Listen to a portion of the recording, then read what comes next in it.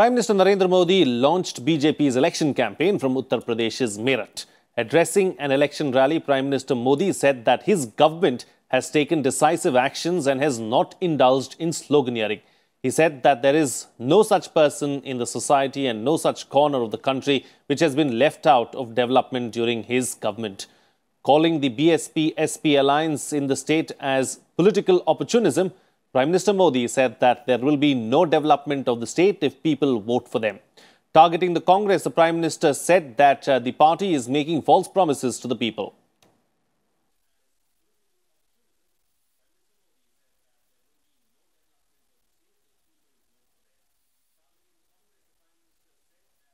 जो लोग अरे गरीबों का बैंक का खाता 70 साल तक नहीं खुलवा पाए, वो कहते तुम्हारे खाते में पैसे डालेंगे। कोई भरोसा करेगा क्या? अरे जो खाता नहीं खुलवा सकता है वो खाते में डाल सकता है क्या? अभी पिछले चुनाव में 2 लड़कों का खेल देखा। ये 2 लड़कों से बुआ बबुआ तक पहुंचने में जो तेजी दिखाई गई है, बड़ी गजब है जी। भाइयों और बहनों, इन लोगों के लिए सत्ता से बढ़कर कुछ भी नहीं है।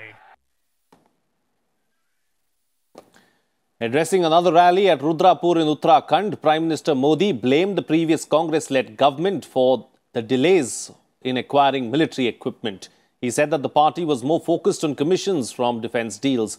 He said the Congress sat on the deal for the Rafale fighter jet as it was focusing on the kickbacks and not on national security. Atal ji की सरकार ने राफेल जहाज खरीदने की शुरुआत की थी, लेकिन कांग्रेस 10 वर्षों तक उस सौदे पर बैठी रही। क्यों? क्योंकि मलाई नहीं मिल रही थी। वायुसेना की जरूरत को देखते हुए इस काम को आगे बढ़ाया और अगले कुछ महीने में ही राफेल हमारी सैन्य ताकत को मजबूत करेंगे। Meanwhile, BJP chief Amit Shah accused the previous Congress government in Assam of settling illegal immigrants in the state. Addressing 2 election rallies in Assam's Kaliabor and Jorhat, the BJP president asserted that no one will be allowed to enter Assam illegally if the BJP secures a second term at the centre. He said only Prime Minister Narendra Modi and the BJP can ensure security of the country and not the Congress. Amit Shah slammed the Congress party for demanding proof of the damage caused by the Indian Air Force's Balakot airstrike inside Pakistan.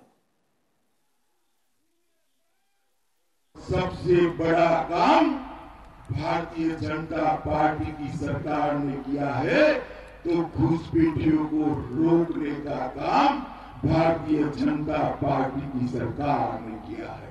और मैं आपको आश्वस्त कराने आया हूं, मोदी जी को फिर एक बार प्रधानमंत्री बना दीजिए। आसाम में से एक घुसपैठियों को चुन कर हम आसाम के बाहर भेजने का काम ये भारतीय जनता पार्टी की Narendra Modi. Well, CPI-M released its manifesto for the Lok Sabha polls on Thursday. The manifesto promises to provide unemployment allowance and enforce farmers' rights to sell their produce at a minimum support price, which is at least 50% higher than the total cost of production. The party manifesto promised a statutory minimum wage of not less than 18,000 rupees per month. The manifesto also promises universal public distribution system with 35 kgs of food grains per family. The strength of the CPI-M and the left must be increased in the 17th Lok Sabha. Thirdly, to ensure an alternative secular government to be formed at the centre after the election. And this secular government not only to defend our constitutional republic, which is under severe attack. Meanwhile, Congress President Rahul Gandhi on Thursday said if voted to power, his party will cut red tape for businesses. Ahead of the first phase of the Lok Sabha polls, Gandhi unveiled his economic agenda, said his government's focus will be on job creation. Entrepreneurs will get fiscal and tax incentives based on their ability to create jobs. New enterprises will be exempted from seeking any permission in the first 3 years, making it easier to get loans. These will form part of Congress Party's election manifesto that will be released next month. Well, the stage is set for simultaneous elections in Arunachal Pradesh in the first phase on April 11th. The present term saw a lot of turncoat politics, with 43 Congress lawmakers pulling down Nabam Tuki's government. Our correspondent Vishal Dahiya spoke with former Chief Minister Nabam Tuki, who is contesting both in the Assembly as well as the Lok Sabha seats. What is your party's strategy? What is it that you're going to the voters with in terms of promises and what you want to do? Misgovernance of the BJP-led government at the center has been angered the people, entire northeastern region.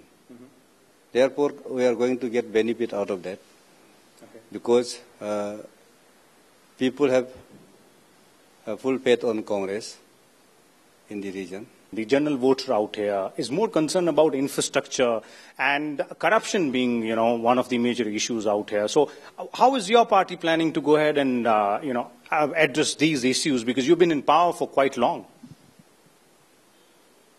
During my time,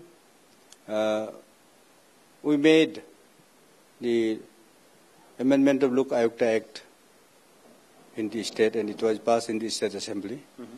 And till today, it is not implemented by the government, BJP government. By now, it should have been implemented. This was to prevent and to check corruptions.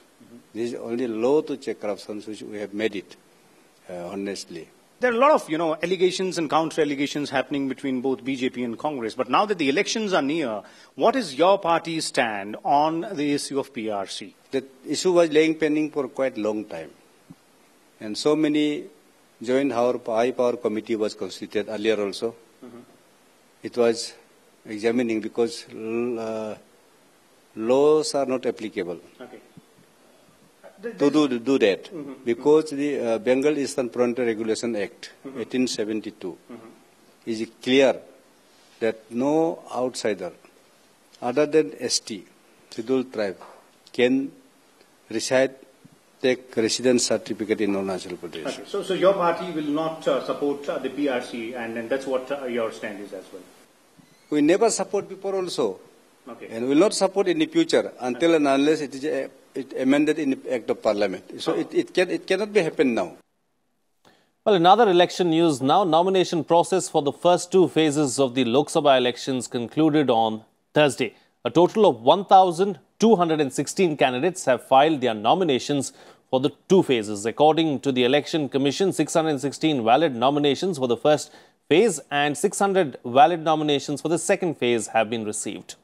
In the last 5 weeks, close to 1 crore names have been added in the voter list. The first and second phase of elections are slated for April 11th and April 18th.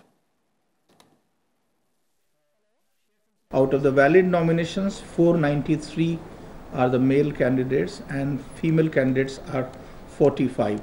So in total, we have about 616 valid nominations which have been filed so far. This phase 2, the status is like this.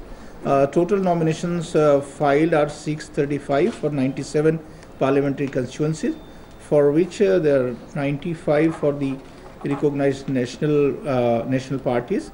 For the state parties, there's 16. For other registered parties, the 214. For independents, 253. The male candidates are 538 and the female candidates are 41, totaling 600. Well, with the issue of notification, filing of nominations for the third phase of Lok Sabha elections began on Thursday. 115 constituencies spread over 14 states and union territories will go to polls in this phase on April 23rd. The last date of filing of nominations for this phase is April 4th. The scrutiny will take place on April 5th, while April 8th is the last date for withdrawal of candidature. Elections will be held in all 26 seats of Gujarat, all 20 in Kerala, 14 seats each in Karnataka and Maharashtra, 10 in Uttar Pradesh, 7 in Chhattisgarh, 6 in Odisha, 5 each in Bihar and West Bengal, 4 in Assam, 2 in Goa and 1 each in Jammu and Kashmir, Daman and Diu and Dadra and Nagar Haveli.